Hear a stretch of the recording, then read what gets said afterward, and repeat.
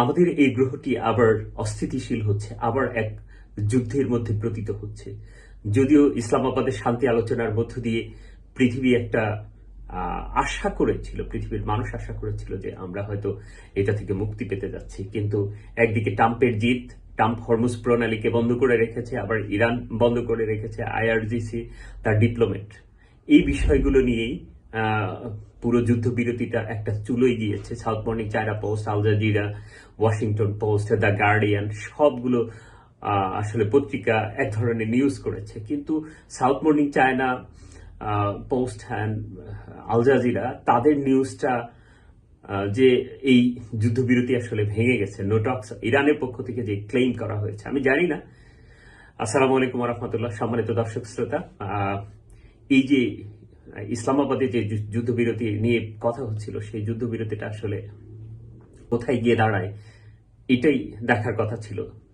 যুক্তরাষ্ট্রের প্রেস্টিজের ব্যাপার হয়ে গিয়েছে। যুক্তরাষ্ট্র তার ডেলিগেট মানে অনেক ডেলিগেটই পাঠিয়ে দিয়েছে। এখানকার এই যুদ্ধবিরতি আলোচনার নেতৃত্বে যার থাকার কথা সেটা হচ্ছে জেডি ভেন্স, ভাইস প্রেসিডেন্ট। যদিও আমেরিকার পক্ষ থেকে তাকে কিছুটা নমনীয় এবং নিরপেক্ষ কিছুটা মনে হচ্ছিল, যদিও সবাই ইসরায়েলের স্বার্থকে সার্ভ করে। On the other hand Jared Kushner, তার জামাতা, সেই হচ্ছে ইসরায়েলি লবির স্পেশাল লোক। মধ্যপ্রাচ্যে তার অসংখ্য ব্যবসা আছে এবং এই জায়গাকে আসলে কিভাবে ডিল করবে সে তার নিজের মতো করে ডিল করবে। ন্যাশনাল ইন্টারেস্টের বিষয়টাকে তারা দেখছে না, ইসরায়েলের ইন্টারেস্টটাকেই তারা বড় করে দেখছে। আবার স্টিভ উইটকফস, যিনি মধ্যপ্রাচ্য বিষয়ক মানে ডোনাল্ড ট্রাম্পের উপদেষ্টা, সে আবার এই যুদ্ধটাকে কোথায় নিয়ে যায়। তারা তো আসলে প্রো ইসরায়েলি মানে তারা মনে হয় যে মেন জায়নিস্ট হচ্ছে তারা। তো তারা এই যুদ্ধবিরতিকে আসলে যুদ্ধবিরতিতে নিয়ে যাবে না, এখানে আসলে যুদ্ধবিরতি খেলার চলে, গেম চলছে। সেই গেম থেকে পুরো পৃথিবী মনে হয় আর মুক্তি পাবে না, কারণ এখানে শেয়ার বাজার, স্টক মার্কেট যেটা, এবং হচ্ছে তেলের দাম, অন্যান্য কিছু এই যুদ্ধের সাথে জড়িত। এখন যারা ডোনাল্ড ট্রাম্পের আশেপাশে আছে তারা আসলে এটা থেকে ইনকাম করতে চাচ্ছে, যুদ্ধকে জিইয়ে রেখে, কিংবা যুদ্ধবিরতি খেলার চলে।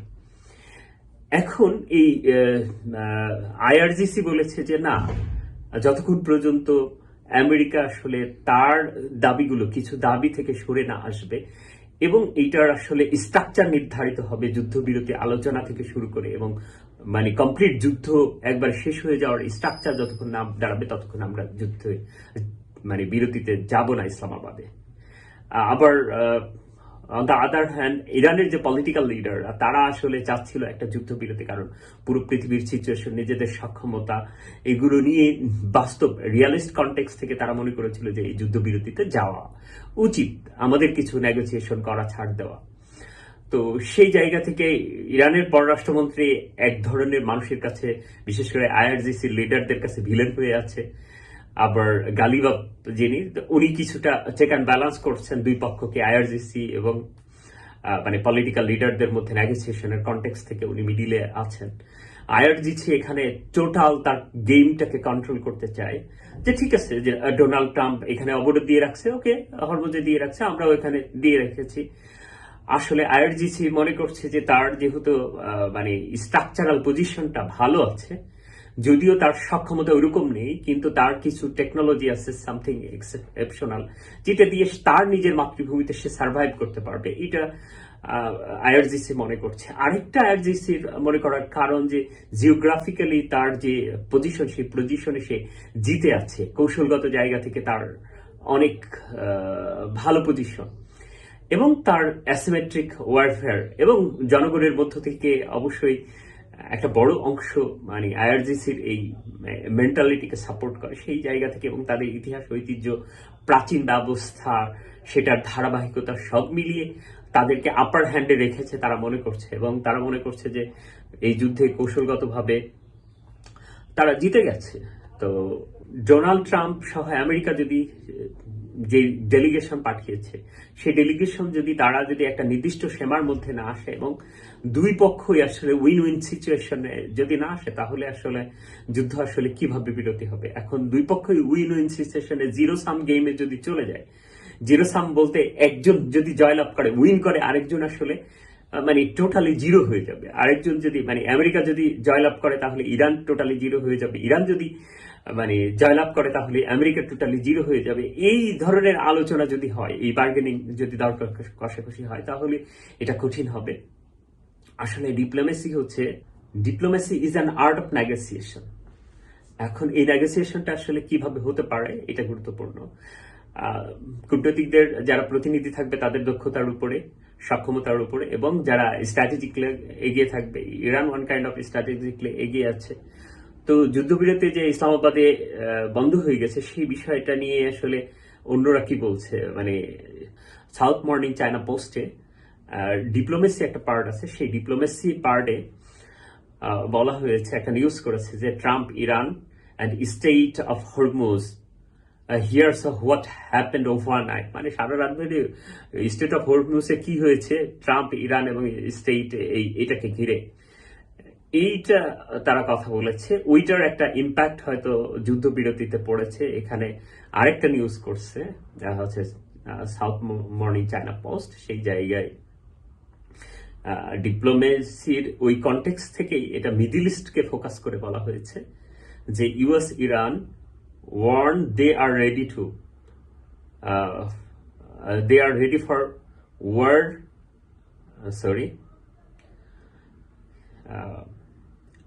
সাউথ মর্নিং চায়না পোস্টের ডিপ্লোমেসির এই জায়গায় মিডল ইস্ট কনটেক্সট থেকে তারা আরেকটা নিউজ করেছে, সেটা হচ্ছে US and Iran warn they are ready for war as Pakistan ceasefire talks limp. মানে পাকিস্তানে যে সিজফায়ার আলোচনা হওয়ার কথা ছিল সেটা আসলে চুলোই গিয়েছে, মানে জাহান্নামে গেছে, এটার মানে শেষ। দেখে আল জাজিরা কি নিউজ করেছে, আল জাজিরা এখানে কয়েকটা কথা বলেছে, সেটা ব্রেকিং নিউজে তারা দিয়েছে। Iran says no talks under shadow of threats. Trump says blocked to remain. মানে যে ব্লকটা চলছে সেটা চলবে। আবার তারা একটা ছোট সাব করেছে, লেবাননকে এখানে নিয়ে এসেছে। Everybody in Lebanon has story of survival or tragedy.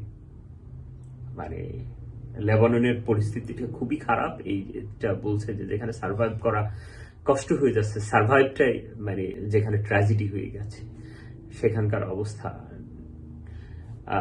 Netanyahu amnesty সমালোচনা করেছে যে Netanyahu Putin Trump's as a human rights মানে ডিক্লাইন, মানে এদের কারণে আসলে পৃথিবীতে হিউম্যান রাইটস ডিক্লাইন হচ্ছে, মানে শেষ হয়ে যাচ্ছে। সত্যি দেখা যাক। আরেকটা গুরুত্বপূর্ণ খবর করেছে ইসরায়েল, আল জাজিরা, সেখানে বলছে Israel forces have killed more than 780 Palestinian in Gaza since ceasefire. So সিজফায়ারের প্রতি তারা আসলে বিশ্বস্ত না এবং তারা এই সিজফায়ারটাকে মেইনটেন্স করে না। সুতরাং তাদের সাথে আসলে সিজফায়ার করে কি হবে, তারা এই নেগোসিয়েশন মানেই না। সেটা হচ্ছে ইরানিয়ানস believes it is Trump who has really in need for negotiations. মানে ইরানিরা বিশ্বাস করে যে ট্রাম্পের আসলে নেগোসিয়েশনটা প্রয়োজন, আমাদের না।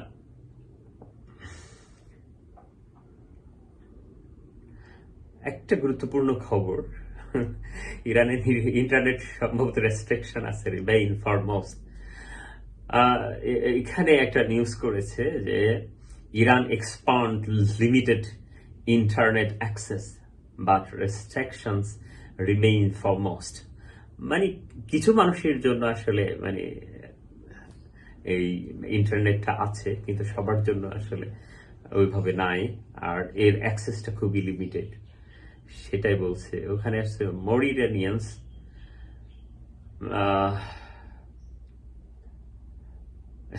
আচ্ছা, এখানে বলছে যে অনেক ইরানিয়ানদের প্রিভিলেজ দেওয়া দরকার, সেইটা লিমিটেড ইন্টারনেট অ্যাক্সেস। এই ইন্টারনেটটা এক অন্ধকারের মধ্যে ঢুকে আছে, এখান থেকে তারা কবে বের হবে এটা বলা মুশকিল। আচ্ছা, আমরা আরেকটা জায়গায় চলে যাই, সেটা হচ্ছে মানে দ্য গার্ডিয়ানের নিউজটা যেটা করেছে, দ্য গার্ডিয়ানের নিউজটা আমার কাছে ইন্টারেস্টিং লেগেছে।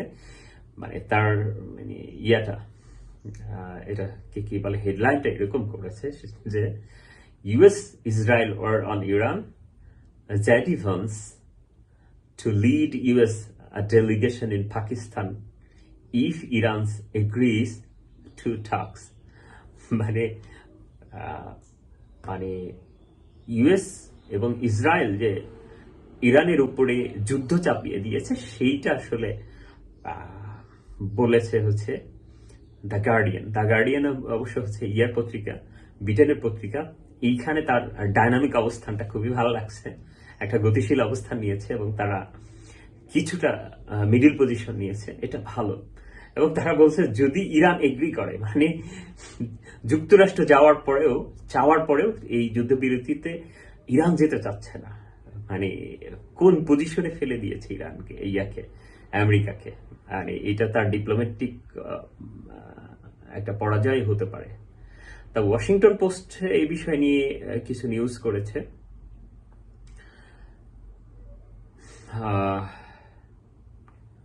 ট্রাম্পের কথা এখানে নিয়ে এসছে। মানে ট্রাম্প এবং ইরান, মানে ট্রাম্প যে ইরানের বিভিন্ন কথায় ইনক্রিজিংলি কন্ট্রাডিক্ট ইস আদার, মানে ইরান এবং ট্রাম্প সবাই হচ্ছে কন্ট্রাডিক্টরি কথা বলতেছে, সেই কথাটা তারা বলতেছে।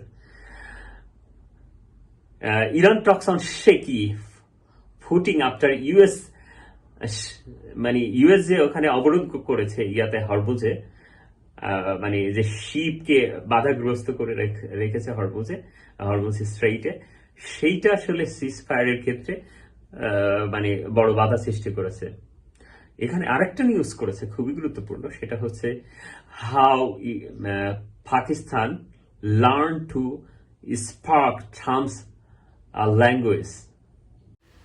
এর অর্থ হচ্ছে যেভাবে পাকিস্তান ট্রাম্পের ভাষায় কথা বলতে শিখল, এক অপ্রত্যাশিত শান্তি স্থাপক হয়ে উঠল।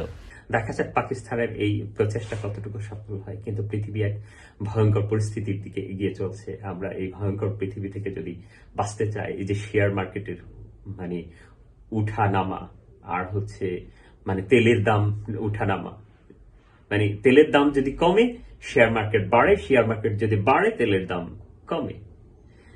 আর এর সাথে যুদ্ধ জড়িত, যুদ্ধ যদি মানে ভয়ঙ্কর ভাবে কথাবার্তা শুরু হয়, তখন স্টক মার্কেট, আমেরিকার স্টক মার্কেট নেমে যায়। আমেরিকার স্টক মার্কেট নেমে যাওয়া মানে পৃথিবী নেমে যাওয়া। আবার ডলার তার কমে যাওয়া, ডলারের মৃত্যু ঘটতে থাকে। এই যে ইঁদুর বিড়াল খেলা চলছে, এই ইঁদুর বিড়াল খেলার মধ্য দিয়ে আসলে পৃথিবীর মানুষের ভাগ্যে যে এক করুণ পরিণতি অপেক্ষা করছে, সেদিকেই হয়তো চলে যাচ্ছে।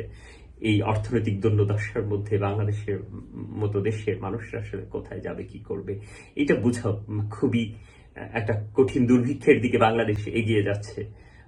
আমরা দোয়া করতে চাই যে এই পৃথিবীর এই দুর্যোগ, এই ঘনঘটাটা থেমে যাক, পৃথিবী শান্ত হোক, পৃথিবীর মানুষ নতুন করে তাদের জীবনযাপনকে স্বাভাবিক করুক। করোনার মতো আবার নতুন জীবনের এই গ্লানি পৃথিবীর এই অর্থনীতির এই চাপ, এই দায়ভার আর বইতে পারছে না। পৃথিবীর মানুষ ক্ষুধার্ত হয়ে যাচ্ছে, পৃথিবীর মানুষ দরিদ্র সীমার নিচে নেমে যাচ্ছে। প্রতিদিন তাদের খাদ্য জোগাড় করা অনেক বেশি কষ্টের হয়ে যাচ্ছে। এখান থেকে পৃথিবী মুক্তি পাক। আসসালামু আলাইকুম রহমতুল্লাহ।